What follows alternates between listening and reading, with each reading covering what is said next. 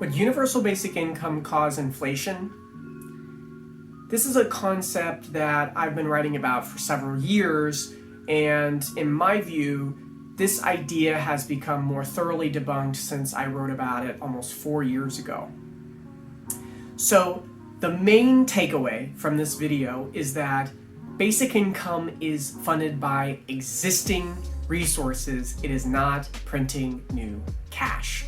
So for every dollar spent, there is a dollar that is going to be redistributed from elsewhere, which would offset inflationary pressures.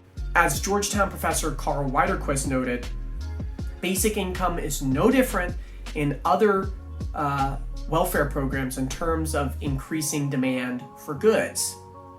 So let's look at Denmark. Denmark has one of the most generous welfare states in the world, but they also consistently experience a low and stable inflation rate below 2%. In the United States, we also spend hundreds of billions of dollars on various forms of government programs, and we've had an inflation rate well under 2% for many years now. So there's no reason to see this differently. But let's go dive deeper into some of the details about why basic income is unlikely to cause significant inflation. So let's first look at food stamps in the United States. Food assistance can be freely spent on most food items just like cash, and this has not produced inflation in food prices. On the contrary, research from the London School of Economics found that in states with higher take-ups of food stamp assistance, prices actually dropped, and there's a greater variety of food relative to those areas with a lower food assistance take-up. Why is this? Well, it's probably because suppliers respond to the increased demand with more competition entering the market because they want to get access to those dollars. Thus, if we convert this into cash through a basic income program, that could generate higher levels of competition, bring down more competitors to compete for the dollars of lower income families, and then bring down their prices. In Alaska, they have a partial universal basic income that's funded by oil revenues. And inflation has been lower than the US average since the program started.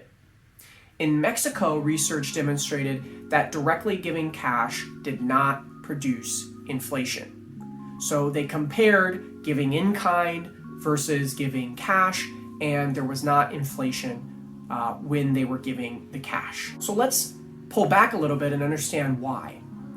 In the modern era, the United States is in a globalized market, which means that any short-term demand spike creates an economic profit, which means that there is a profit to be made by going in and competing for those dollars, bringing down the price in the long run.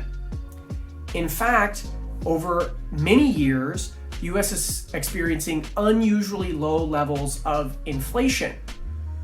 A lot of different factors could be contributing to this. I certainly think that Amazon.com is part of this, and other online retailers where you can go on your phone and see all kinds of competitors immediately, which brings down the cost. Automation is certainly an element because without the human inputs or fewer human inputs, that means that you can bring down costs. Immigration and global trade, all of these are pushing down prices for goods. Basic income would not change any of those underlying factors that are keeping a hold on inflation. So those same pressures downward for deflation are going to hold even if you implement basic income. Now, there is one area that is potentially concerning about inflation in the medium term, and that's the cost of rent, because there's a fixed supply of land. So basic income could empower people to move and find other options, and renters would then have a better bargaining position with their landlord if they had a guaranteed dividend rather than just clinging to their job. So there is potentially a mitigating factor to this, is that people could maybe leave certain areas if they were not tied to a job and they had a guaranteed income. In the long run, greater purchasing power from low-income people should induce more home building and open up a greater share of currently unoccupied housing. That said, the high cost of rent exists now in many areas and should be addressed as a separate policy issue. So we shouldn't discount basic income because we're afraid of rental costs. We should be directly addressing the root causes of high rental costs that already exist now.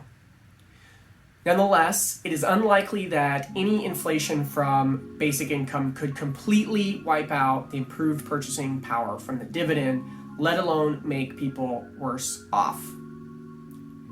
So I'm curious what everybody thinks about this inflation and basic income argument.